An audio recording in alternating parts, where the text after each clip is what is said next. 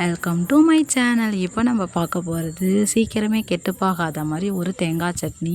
அதுக்கு தேவையான பொருட்கள்: ஒரு மூடி தேங்காய், கொஞ்சோண்டு புளி, 2 கொத்து கருவேப்பிலை, தேவையான அளவு பச்சை மிளகாய், 3 பல் பூண்டு, ஒரு கைப்பிடி அளவு பொட்டுக்கடலை. இது எல்லாத்தையும் எடுத்து வச்சுக்கலாம். அடுத்து நம்ம எப்படி செய்யலான்னு பார்க்கலாம். ஒரு தாளிப்பு கரண்டி ஸ்டவ்வில் வச்சுக்கிறோம். அதில் சுத்தமான நல்லெண்ணெய், செக்க ஆட்டின நல்லெண்ணெய் ஊற்றிக்கிறேன். கொஞ்சம் எண்ணெய் காயட்டும். அதில் தான் இப்போ நம்ம என்ன பண்ண போகிறோன்னா, ஒரு மூடி அந்த தேங்காய் பல்லெல்லாம் போடுறோம். போட்டுட்டு நல்லா வதக்கி விடணும்.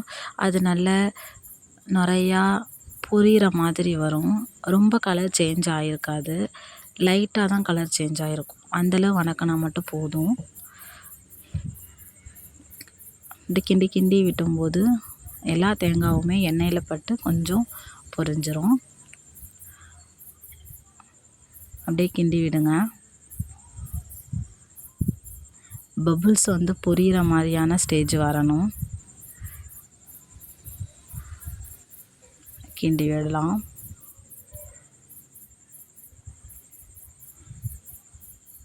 இப்போது அந்த பபுள்ஸ் மாதிரி அந்த ஸ்டேஜ் வந்துருச்சு. லைட்டாக கலர் சேஞ்ச் ஆகிருக்கு. இந்த ஸ்டேஜில் நம்ம என்ன பண்ணலான்னா, இப்போ எடுத்துடலாம். எடுத்துகிட்டு கொஞ்சம் நேரம் ஆற வச்சு மிக்ஸி ஜாரில் அதை மாற்றிக்கலாம். அதை மாற்றிட்டு ஏற்கனவே அந்த எண்ணெய் இருக்கு இல்லையா, மிச்சம் எண்ணெய் அப்படியே இருக்கட்டும், நம்ம தாளிப்புக்கு யூஸ் பண்ணிக்கலாம். இப்போது மிக்ஸி ஜாரில் நம்ம எடுத்து வச்ச பொருள் பொட்டுக்கடலை, புளி, பூண்டு, பச்சை மிளகாய் எல்லாத்தையும் போட்டுக்கிறோம். கருவேப்பிலையை தவிர மற்ற எல்லாத்தையும் போட்டுக்கிறோம்.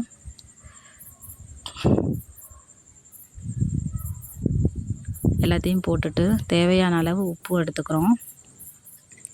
இப்போது ரொம்ப நைஸாக இல்லாமல் கொஞ்சம் கொர கொரன்னு இருக்க மாதிரி அரைச்சிக்கிறோம். அரைச்சிட்டு இப்போ தாளிக்க போகிறோம். தாளிப்புக்கு தேவையான பொருள்: கடுகு,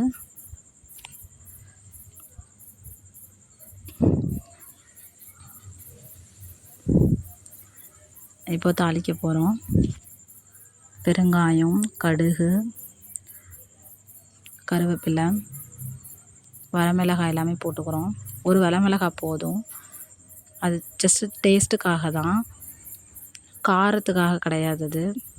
அது ஒரு டேஸ்ட்டு தரும். கடுகு நல்லா பொரியட்டும். பொரிஞ்சதுக்கப்புறம்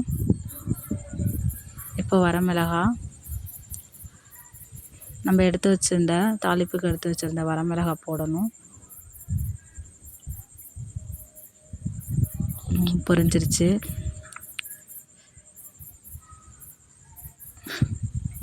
இப்போ வரமிளகாய், பெருங்காயம் எல்லாம் போட்டாச்சு. இதில் என்ன ஸ்பெஷல்னால், அந்த கருவேப்பிலை இருக்கு இல்லையா, அது கொஞ்சம் கண்ணாடி மாதிரி மாறும், முறுமுறுன்னு கண்ணாடி மாதிரி மாறும். அந்த ஸ்டேஜில் நம்ம எடுத்துடணும்.